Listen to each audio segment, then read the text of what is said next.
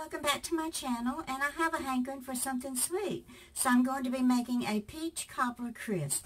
So y'all come along with me and I'll show you how to make it. It's going to be so good. Okay, so my bowl that I normally mix everything in is in the refrigerator with something else in it.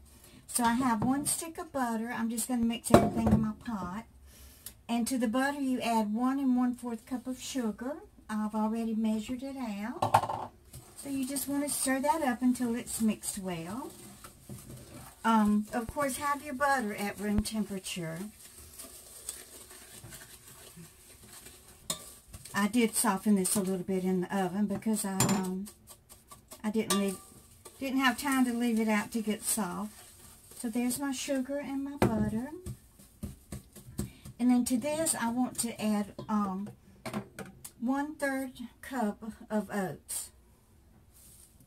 Okay, so we'll mix that up real good. And normally I would use self-rising flour, but I don't have any of that in the house, so I'm going to use plain flour. And you can make your own self-rising flour by adding your baking powder and salt to your plain flour. So, okay, for this measurement, it's going to be 1 1/3 cup of flour. And to make it self-rising, I'm going to add 2 teaspoons baking powder. And I use the Clabber Girl, the baking powder, not baking soda. So I'm going to add that to the flour, 2 teaspoons. And then 1/2 teaspoon of salt.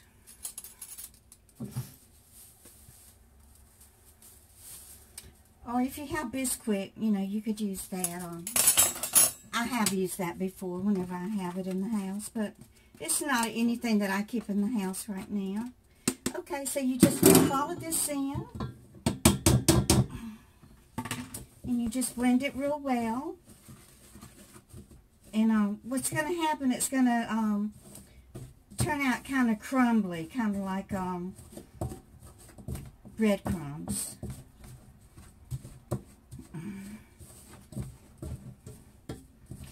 So I was just wondering how many of y'all made that potato salad, the apple cucumber potato salad crisp the other day.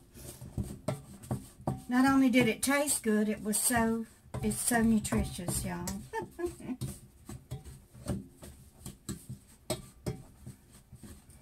Okay, so this is what it looks like. You know, it's just kind of crumbly like that.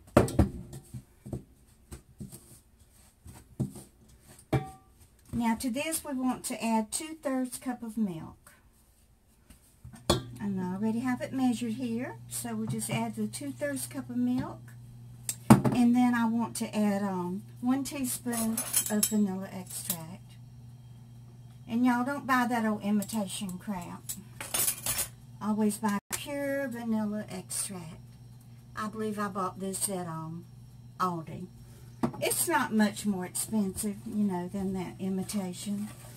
Who knows what that imitation is made out of? Nobody knows. So we don't want to put that in our bodies, do we? Have enough chemicals in our bodies as it is. So anyway, you just want to, you know, blend this until it gets kind of thick. If I hadn't have thrown my French whisk away when I had my OCD clean out attack the other day, I could mix it up with it, but I threw it away.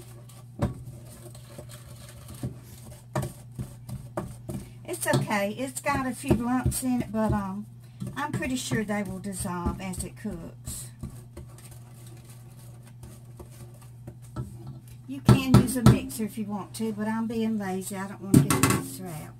Okay, now this is a can of peaches that were given to me the other day when I was standing in line at the food pantry. And I got a couple of bags of food. So what we want to do is pour the, I'm going to make this apple crisp in my cast iron skillet. This suggestion was made to me by my subscriber, Nick Allen. And so let's give that a try. I trust Nick, so I know it's going to be good. So you just pour your peaches in here with the juice and everything. That's what it's going to look like. I did spray the skillet with some the Great Value pan spray. Okay, now I like a little bit of spice in mine, so I am going to add a little cinnamon. You know, that's entirely up to you. I'm just going to sprinkle a little cinnamon, a dash of nutmeg, and a little bit of cloves. So we're going to mix this up. Now what we want to do is pour this mixture over the peaches and the juice. So here we go.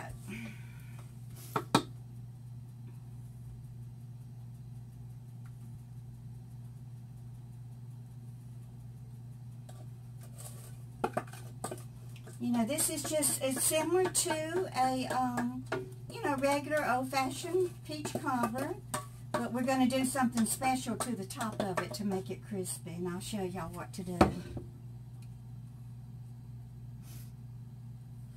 Okay, so it has a lot of the peach juice on the top, but we want the top to be very, very wet. And then we're going to sprinkle some sugar over the top, and that's going to make a nice crispy glaze.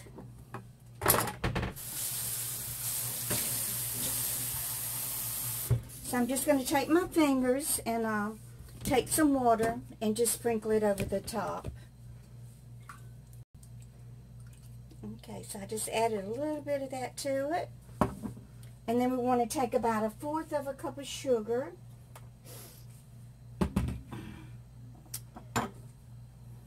And then we're going to layer the sugar. Just going to sprinkle this sugar on top of the water and the juice mixture.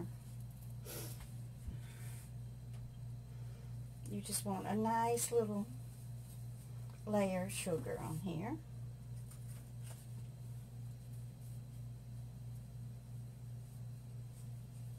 And then we're going to bake it at 350 degrees. I'm not sure how long it's going to take.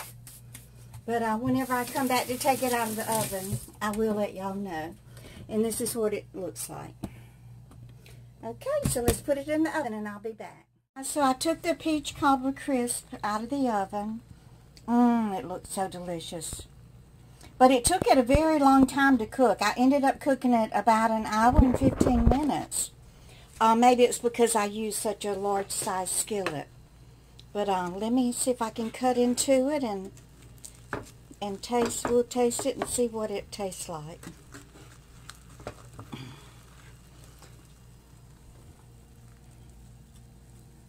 I wish I had some vanilla ice cream to put on it, but I don't. That's okay. It's going to be good anyway. It's not as crispy as I was led to believe when I found the recipe.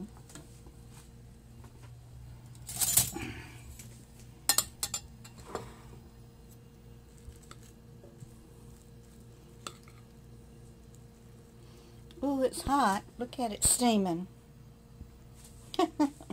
Still got my crispy apple cucumber potato salad there. I've been eating on it. Let me see if I can turn this around. Can you see me?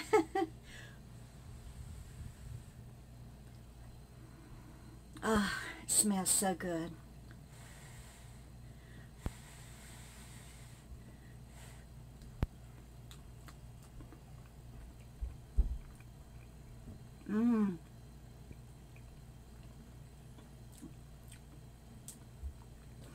It's real good, y'all. And you know what makes it taste even better? Is that 1/3 cup of oats that I put in there. That definitely gives it a different flavor. So I'll link the recipe below. And I hope y'all will try it. And y'all just keep on coming back. Bye, guys.